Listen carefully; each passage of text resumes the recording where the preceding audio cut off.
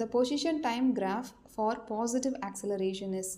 So கொஷினில் வந்து 4 ஆப்ஷன்ஸ்லையும் position time graph கொடுத்துருக்குறாங்க. இந்த கிராஃப்லேருந்து பாசிட்டிவ் ஆக்சலரேஷன் எந்த கிராஃப்க்கு இருக்குது அப்படிங்கிறத நம்ம கண்டுபிடிக்கணும். இதை எப்படி கண்டுபிடிக்கலாம்னா கிராஃபோட ஸ்லோப் வச்சு நம்ம கேல்குலேஷன் போட்டுக்கலாம். ஸ்லோப் வந்து என்ன கொடுக்கும் அப்படின்னா வெலாசிட்டியை கொடுக்கும். இந்த 4 கிராஃப்லையுமே slope is going to give velocity. ஏன்னா 4மே வந்து பொசிஷன் டைம் தான். நெக்ஸ்ட் ஆக்சலரேஷன் தான் நம்ம கண்டுபிடிக்க வேண்டியது. அதை எப்படி கண்டுபிடிக்கலாம்னா rate of change of velocity divided by time taken which will give acceleration. So இந்த கான்செப்டை யூஸ் பண்ணி தான் எந்த கிராஃப்க்கு பாசிட்டிவ் ஆக்சலரேஷன் இருக்குது அப்படின்னு நம்ம கேல்குலேட் பண்ண போகிறோம். So let us take the first graph.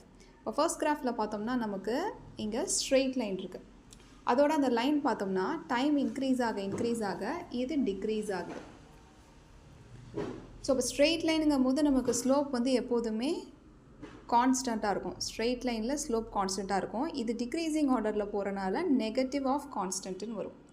இப்போ ஸ்லோப் வந்து நெகட்டிவ் கான்ஸ்டன்ட்னா ஆக்சிலரேஷன் என்னது வெலாசிட்டியை வந்து டிஃப்ரென்ஷியேட் பண்ணோம் இல்லையா. ஸோ கான்ஸ்டன்ட்டை டிஃப்ரென்ஷியேட் பண்ணோம்னா நமக்கு இங்கே ஆக்சிலரேஷன் வந்து 0ன்னு கிடச்சிரும். ஸோ ஆப்ஷன் ஏ வந்து தப்பு. நெக்ஸ்ட் ஆப்ஷன் பி பார்க்கலாம்.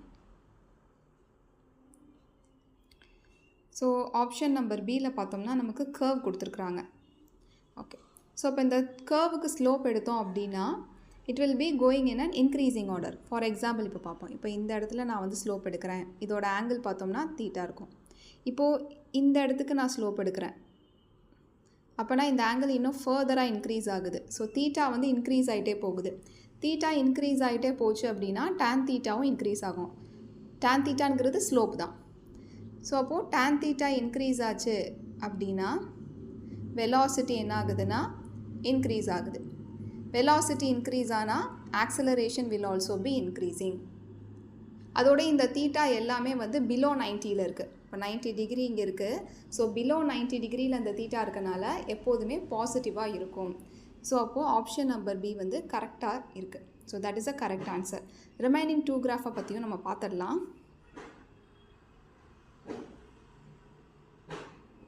ஸோ இப்போ கிராஃப் சி பார்த்தோம் அப்படின்னா இதுக்கு நம்ம ஸ்லோப் கேல்குலேட் பண்ணுறோம். இதுவும் கர்வ் தான். ஓகே, கரெக்டாக வரல. ஸோ இப்போ நான் இங்கே இதுக்கு ஸ்லோப் கேல்குலேட் பண்ணுறேன். தீட்டா அபவ் 90ல் போய்டும். செகண்ட் குவாட்ரண்ட்டுக்கு போகுது. ஸோ அப்போ தீட்டா வந்து செகண்ட் குவாட்ரண்ட்டுக்கு அபவ் 90ல் போகுதுன்னா டேன் தீட்டா வந்து நெகட்டிவாக போகும்.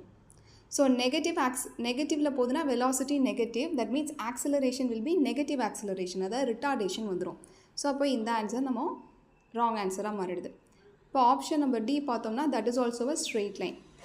ஸ்ட்ரெயிட் லைனில் வந்து நமக்கு ஸ்லோப் கான்ஸ்டண்ட்டாக இருக்கும். ஸ்லோப் கான்ஸ்டன்ட்னா ஆக்சலரேஷன் வந்து 0ன்னு வந்துடும். ஸோ இந்த லாஸ்ட் கிராஃபில் ஆக்சலரேஷன் இஸ் 0. ஸோ இதுவும் கிடையாது, ஆப்ஷன் நம்பர் ஏவும் கிடையாது.